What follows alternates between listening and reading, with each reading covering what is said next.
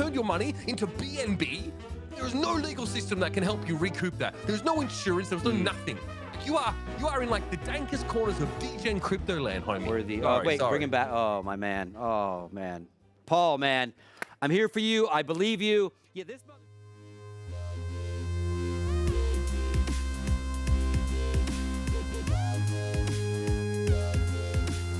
How about a fuck up on 2 legs with a pulse? Oh, boy. Ready for this one? Oh, yeah, you know, we couldn't have a show without...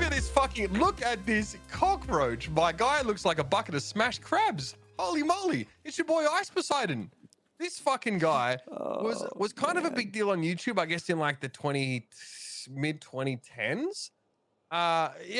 Really I would say very loose moral standards. This individual has. Ice Poseidon was like a RuneScape streamer, I want to say. Yep. Anyway, the headline is, okay, so the headline is maybe a little bit different to the reality of the situation, but we'll start with the headline. Ice Poseidon admits to scamming $500,000 from fans in a pump and dump crypto scheme. Oh boy.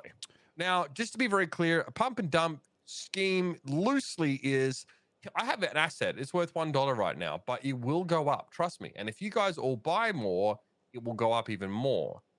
Then people buy it up, but you own 80% of that asset, right? So now that people have pumped the price from $1 to $5, you sell all of it. Now the price crashes to 50 cents. So everybody loses money, but you make it. It's called turning schmucks into exit liquidity. But I mean, it's a scheme, and this guy is like mad dodgy.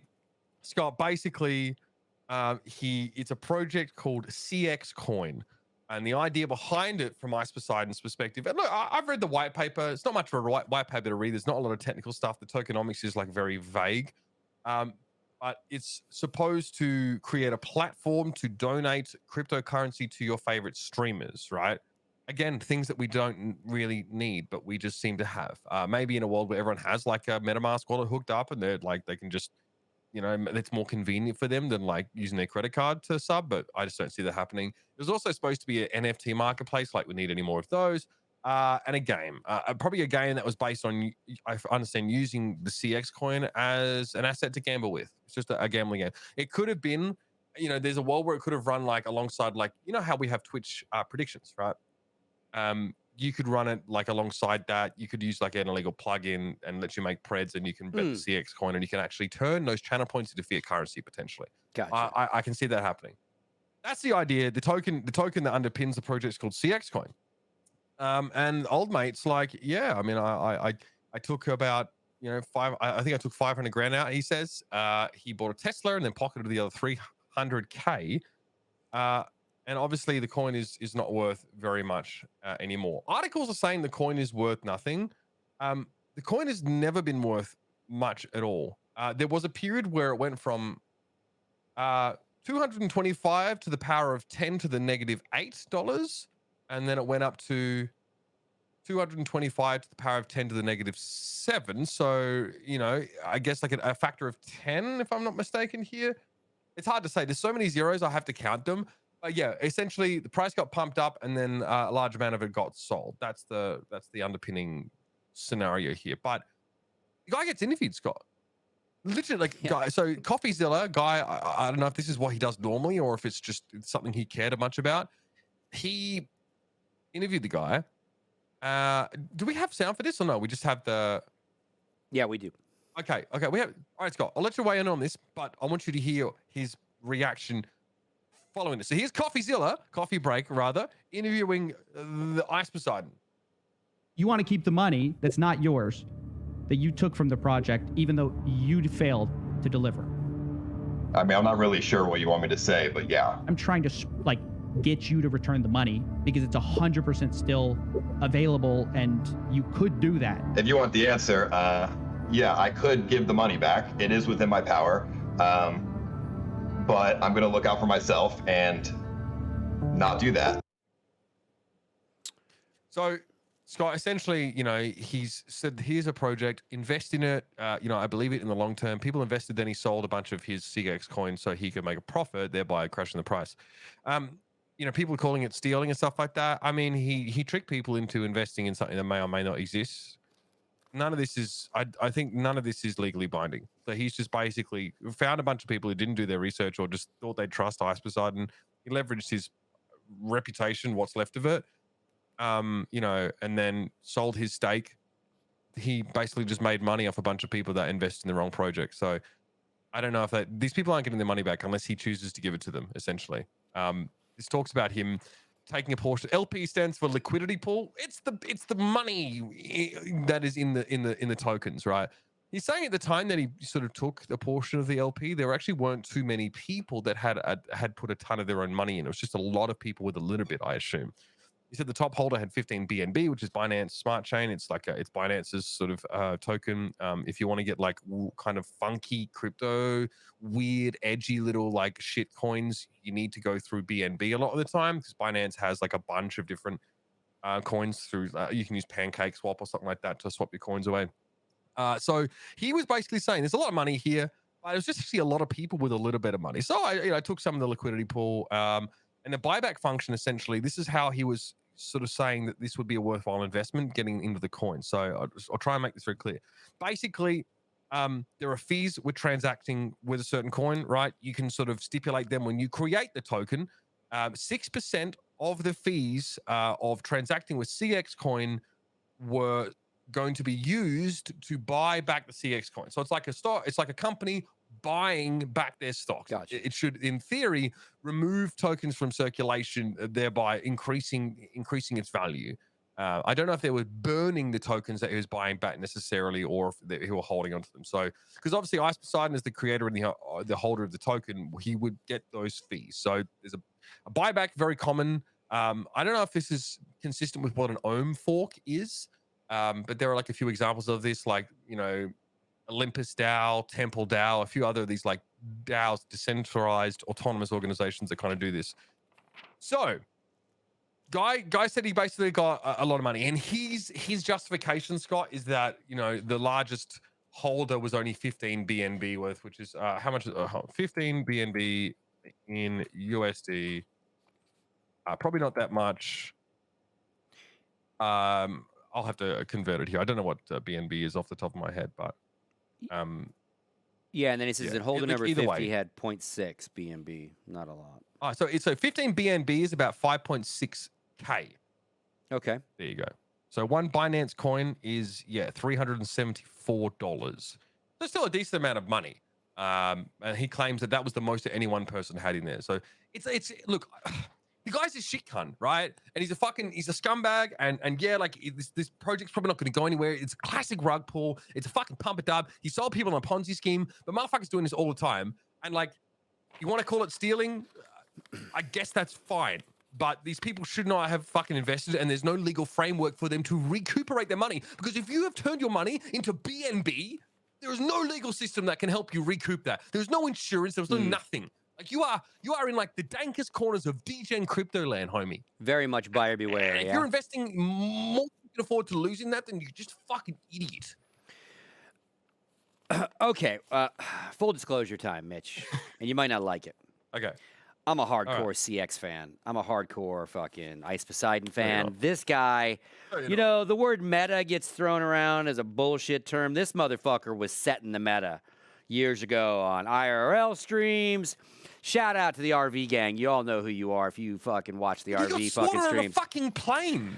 This guy's a shit cunt. I'm not finished with my I'm not worthy. Sorry. Bring him back. Oh, my man. Oh, man. Paul, man. I'm here for you. I believe you. Yeah, this motherfucker is the only guy in history to be sitting at an airport, getting ready to get on an airplane, and fucking get himself swatted off the goddamn airplane. Amazing. Banned from Twitch cons, all sorts of fun stuff. I did watch some of his IRL shit. It was like you literally were waiting for the train to wreck, right? No offense to Trainwrecks, the streamer. It reminded me of very early, like, reality TV where you just didn't fucking know what people are going to do. Anyway. Like Mitch Jones kind of thing? Yeah, and like, it's really funny because one of the most popular streamers on Twitch these days is Mizkif, variety streamer, gamer, OTK, all that stuff. In those days, he was a camera operator for Paul, right? This Sam Pepper guy who's also been accused of a whole bunch of rug pulls, etc., was also on that trip. This CoffeeZilla guy is the one that broke all those FaZe stories and the Sam Pepper possibly scamming people with coin stories. And I'm facetious. I would watch it to see like when they were going to get banned or when shit was going to go really south. Oh, the cops are showing up at Walmart again. This will be fun to watch for a little while. It was very, very interesting, especially when like they would show up at a TwitchCon and like Shroud would be in the background and like Mike wouldn't know how to act and what he should do around these crazy people. Anyway, I do want to just do a little bit of his side of it because he gave a big more. I want to ask questions, not defending him whatsoever, because he gave a big long dissertation as to why it wasn't a scam. But I don't know shit about crypto, so I want to ask you a few things and help me understand how he could be saying is true or not I will true. try. Okay, so first he says, as opposed to real rug pulls and scams, the cxcoin price is barely off the launch price. Prior to removing a part of the LP, which you talked about already, I made sure that it would still be enough to back up any sales in case remaining holders decided to sell. So isn't that cool? Isn't that good? Isn't my money still sitting there if I want it? Look, I guess yes, in theory, we're But no one will dancing buy with it the anymore because idea it's of dead, right? Is that why? Like the scam's over? We're dancing with the idea of what a rug pull actually is, because he is correct, right? When he removed some of the liquidity pool, which is the value in US dollars, that's in BNB, I guess, that's backing this token. It is now it jumped up, and then he pulled liquidity, and now it's about at launch price. So if you wanted to take if you wanted to take your money out, you would, probably, break even on that. But the point is that this was supposed to appreciate in value, especially this buyback mechanism was supposed to increase the price of cxcoin. I don't know what the protocol is for like taking profits. Like this happens, right? People make tokens, they go up in value, they take profits at some point, but this does affect the liquidity, thereby the price of it. It looks like it could have been like a factor of 10 or maybe even 100. So who knows how much old mate made from this. But the problem is with some of these schemes, your initial investment is locked, right? It's staked for a period of time to theoretically prevent this from happening, or this to limit volatility. Gotcha. So I think I saw that, like these initial investments, I've got the white paper here. So there were 40% of the token distributions from pre-sale, and 31% of the tokens are locked liquidity. Again, I don't know, like locked by whom. I don't know the depths of the tokenomics of this scenario, but it's possible that people are extremely upset because they've just seen a bunch of liquidity vaporize, and their investment is still locked in that pool, and they can't recuperate it. Got it. Okay. And if they would, this would go to zero, because people would be very spooked by this sort of behavior. And the only way for them to get their money out is for someone to put their money in anyway, right? So if the excitement's gone, who the fuck's going to buy their coins, right, to get them out? Right. I mean, I assume what Ice Poseidon is hoping is that the model and the buyback system, people have to transact in it though for there to be fees. The buyback system would, enable this to sort of grow in time, and it'll be this NFT marketplace. But in my opinion, he probably, took either too much liquidity, took it too early. You can track this stuff, right? Like you can see what happens with these wallets. Like they are not private when they come straight off the contract itself. Well, and that's my next point too, because CoffeeZilla, they have a little tweet exchange. Obviously, CoffeeZilla makes the video, Ice Poseidon replies, then they get into a little exchange. And what I wanted to ask is what's in this second tweet. He says in his statement, I did make $300,000, but it was not at the expense of any fans or holders. How? Again, I'm an idiot, Mitch. Where did that 300 grand come from if someone didn't put it in, who had to be either a fan or a holder? It wasn't an interest-bearing account. I mean, I'm confused, I guess. Yes, I don't know. The problem is that CoffeeZilla also has no idea. Okay, he has no idea what this is talking. Like he has not a fucking clue about how this project works, and like whether it's scammy or whatever. Like the guy's innate disdain for sort of decentralized finance, tokenomics, crypto, all that stuff is it's rank, right? And it colors just the way he approaches this whole thing.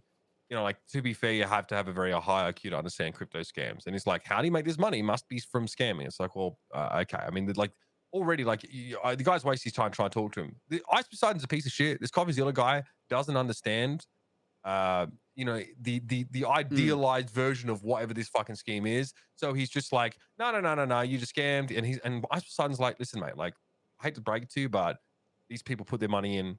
I have control of the liquidity pool. I can withdraw from that. I can choose to put it elsewhere. A lot of projects, what they do, Scott, is they take from the LP and they put them in other.